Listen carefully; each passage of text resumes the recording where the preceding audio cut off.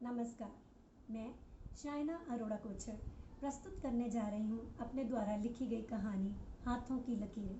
तो आइए कहानी की ओर बढ़ते हैं। हर रोज की तरह राजू फिर से सुबह जल्दी उठा, यही लगभग 5 बजे।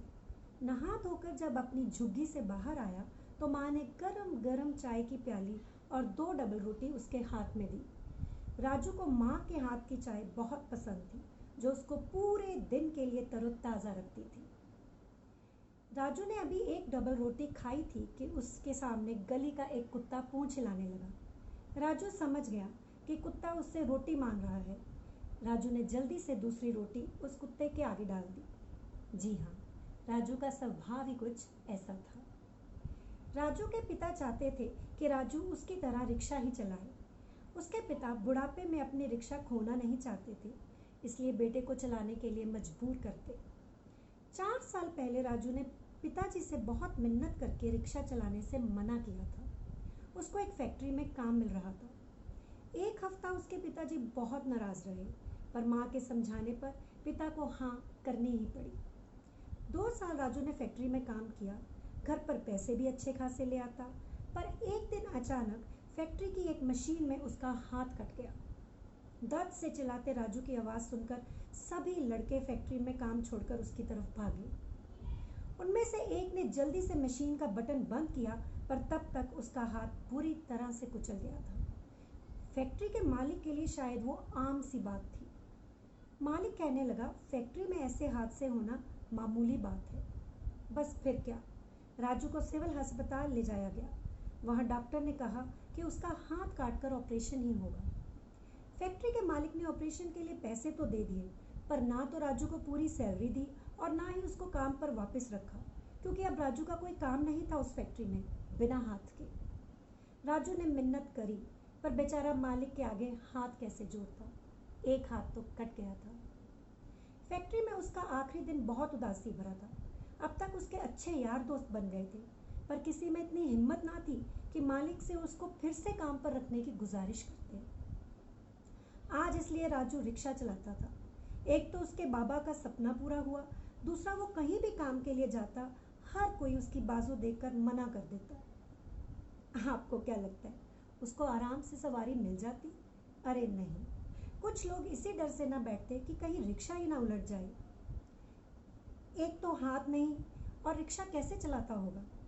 दिन में एक तो सवारी मिल जाती जिनको कहीं पहुंचने की बहुत जल्दी होती और आसपास कोई और रिक्शा ना होती। सवारी 20 की जगह 10 रुपए ही देती, ये बोलकर कि भैया हाथ तो है नहीं, तुम पर विश्वास भी किया। कई बार तो राजू का को कोई सवारी ना मिलती। गर्मी में एक वृक्ष के नीचे रिक्शा लगाकर खड़ा रहता, 1-2 घूंट पानी पीता और माँ की दी रोटी डब्बे से निकाल कर खा लेता। कभी डब्बे में आलू की सब्जी होती और 2 रोटी, कभी सिर्फ प्याज की सब्जी। कई बार राजू को 2 की जगह 3 रोटी खाने का भी मन होता, पर गरीबी की वजह से माँ बस सबको 2 ही रोटी देती थी। घर में 2 बहनें भी थी उसकी। कई बार भूख मिटाने के लिए राजू बीड़ी भी रखता, पर अगर दूर से किसी को आते देखता तो बीड़ी फेंक देता। बहुत बार वो बेचारा अपनी बस्ती के बच्चों को रिक्शा पर घुमाकर ही खुश हो जाता। आज सुबह राजू फिर से सवारी के लिए निकला।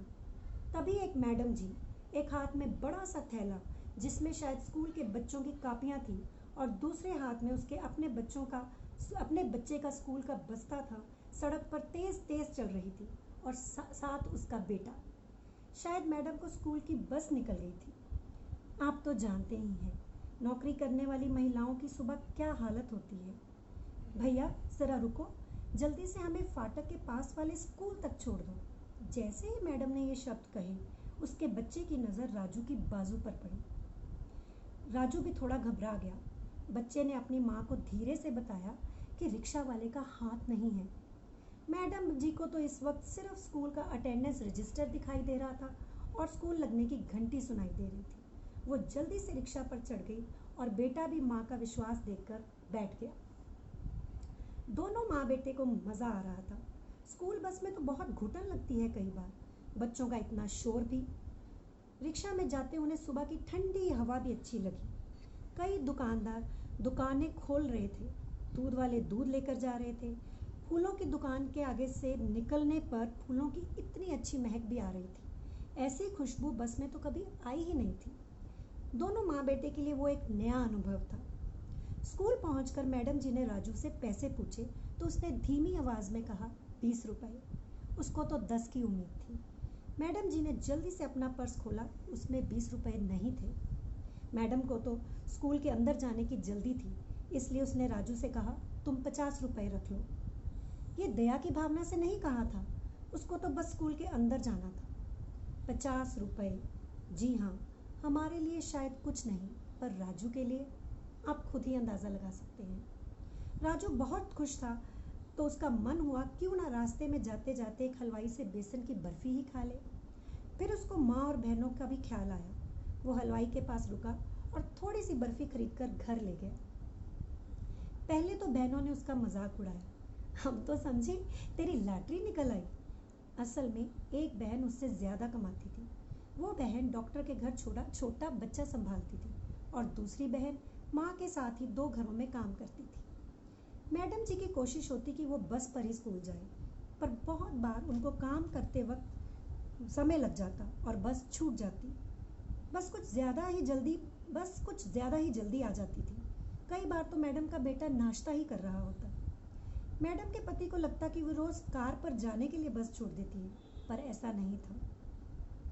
कई बार उनके पति छोड़ने के लिए मना कर देते। एक दिन बेटे ने ही जिद कर दी कि वो रिक्शा पर ही जाएगा। उसको बड़ा मज़ा आया था। मैडम ने उसको कहा, तेरे लेट होने की वजह से हर रोज़ मेरी बस छूट जाती है। माँ और बेटा आज फिर सड़क पर भागते भागते आए। आज कोई भी रिक्शा नहीं थी। फिर स्कूल की एक मैडम ने उनको अपनी कार से देख लिया और बुला लिया। कुछ दिनों के बाद जब वे दोनों माँ बेटा शाम के वक्त पार्क जाने के लिए निकले तो बेटे की नज़र राजू पर पड़ी। बेटा जोर जोर से बोला, मम्मी वो देखो, हाथ के बिना वाला रिक्शा वाला। माँ ने उसको डांटा। तभी राजू रिक्शा लेकर भागा आया। मैडम ने कहा, नहीं भैया, हम तो पास ही पार्क में जा रहे हैं। पर बेटा जिद करने लगा। उसको उस दिन का रिक्शा का सफ़र याद आ रहा था। राजू बोला, मैडम जी, बच्चा जिद कर रहा है, आप आ जाइए। वैसे भी उस दिन आपके 20 रुपए बनते थे और आपने मुझे 50 रुपए दे दिए थे। जब राजू ने ये कहा तो मैडम जी हैरान हो गई और रिक्शा पर बैठ गई। बच्चा बहुत खुश था। वो तो जैसे घोड़े की सवारी कर रहा हो।